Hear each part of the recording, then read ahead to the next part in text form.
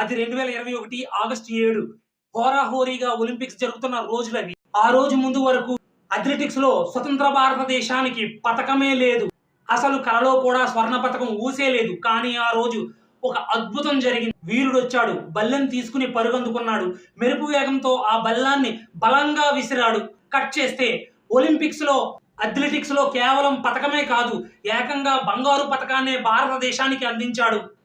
దేశ అథ్లెటిక్స్ చరిత్రలో ఒక సువర్ణ అధ్యాయాన్ని లిఖించాడు. అతడే నీరజ్ చోప్రా. ఈసారి 2024 ఆగస్టు 8 అర్ధరాత్రి దాటింది. మళ్ళీ ఆ బల్లెం వీరుడు వచ్చాడు. మునుపటిలాగే స్వర్ణ పతకం సాధిస్తాడని, వరుసగా భారతదేశానికి కాంస్య పథకాలే వస్తుండటంతో ఈసారి కూడా గోల్డ్ మెడల్ తెచ్చి భారతదేశానికి అందిస్తాడని అతనిపై ఎన్నో భారీ అంచనాలు, ఆశలు. మళ్ళీ ఈటెను అందుకున్నాడు, బలంగా విసిరాడు. కట్ చేస్తే స్వర్ణం దక్కలేదు గాని బంగారం రూపంలో రజతమే వచ్చింది. ప్యారిస్ లో వెండి వెలుగులు పంచిన నీరజ్ చోప్రా ఈసారి కూడా భారతదేశానికి అత్యుత్తమ పథకాన్నే అందించాడు.